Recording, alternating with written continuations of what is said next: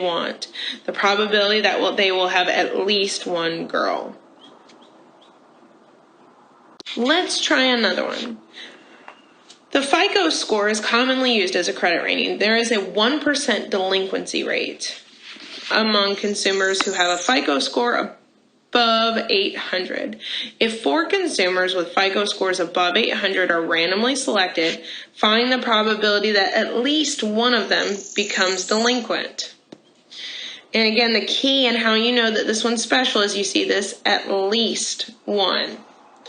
That's how you know that you're doing something special and that we're going to be wanting to take the complement. So that means that we're going to be wanting to list out the sample space again.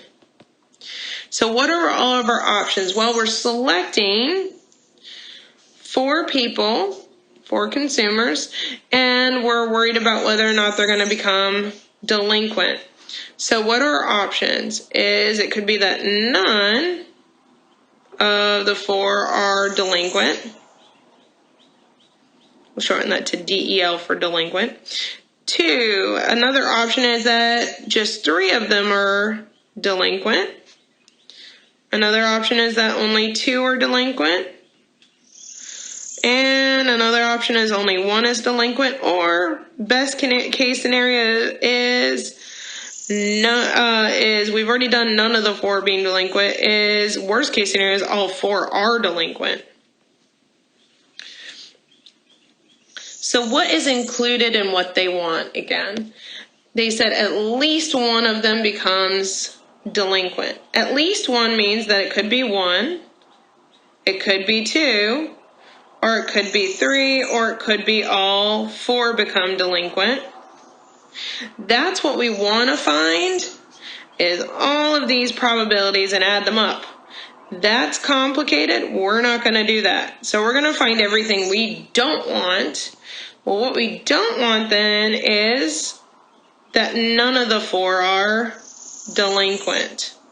So that's what we're going to find instead, because it's easier. It's just one item that I need to worry about, is that none of the 4 are delinquent. Okay, so let's see. So we're going to do that. Let's see. The probability of none of the 4 being delinquent. Not delinquent, not delinquent, not delinquent, and last one of the 4 needs to be not delinquent. And again, just like the last one, these are all ands in between. Okay, well, first of all, what's the probability for this first person not being delinquent? Well, as a reminder, there's a 1% or 0.01 if you are delinquent. So what would be the probability of not being delinquent would be the other 99%. So the probability for that first person being not delinquent would be the 0.99. Then the probability for the second person now not being delinquent is still, the probability doesn't change, 0.99. And the third person being not delinquent is another 0.99. And the fourth person not being delinquent is another 0.99.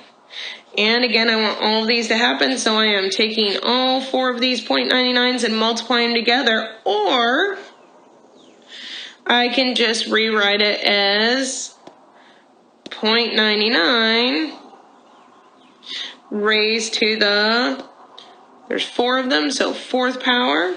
Either way, so 0.99 to the 4th power, or 0.99 times itself 4 times, gets you 0.961.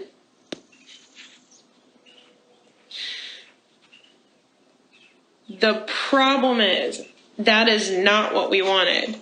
That's the probability of none of the 4 being delinquent, which is the 0.961.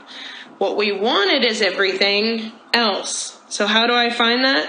I take, remember, the opposite or the complement of what I didn't want, which is the 1 minus, what I didn't want is 0.961. So 1 minus 0.961 gets me a probability of 0.039. That is what I do want. Let's take a look at another example. You draw 2 cards from a deck of cards without replacement.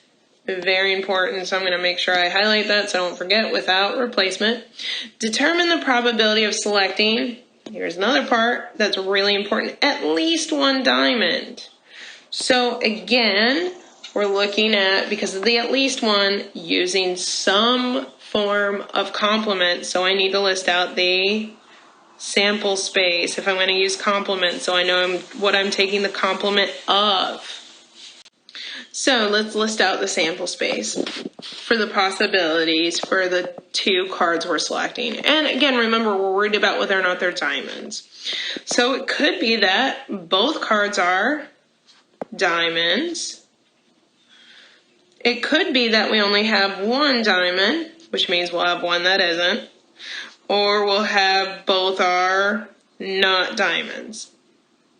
And that's kind of your only options there. Okay, what they want us to find on this one is the probability of selecting at least 1 diamond. What's included in at least 1 means that you could have only 1 diamond, or you could have both that are diamonds. And again, that's what we want to find. That's just going to be a pain. So instead of finding what we actually want, what we're going to do is find the reverse. That means we're going to find the probability of them both not being diamonds. So we'll find this one instead. So let's find the probability that both are not diamonds. So probability that we have not a diamond, and I'm going to be careful, and another card that ends up being not a diamond. So, well, the probability of the first card not being a diamond is, well, first of all, let's think about this. There are 13 cards in each suit. That means there are 13 diamonds in a suit.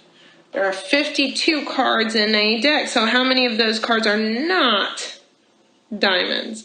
So 52 minus the 13 means that there are a total of 39. So 13 are in a suit. The other 39 that are not in that suit are going to be not diamonds. So there's 39 out of a total of 52 cards that are not diamonds. Warning.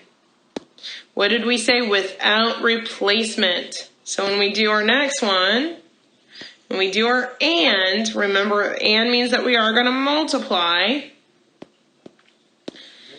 But the without replacement means instead of having 39, I'm now going to be down to, because I've already selected 1 non-diamond, I'm going to be down to 38 out of 51.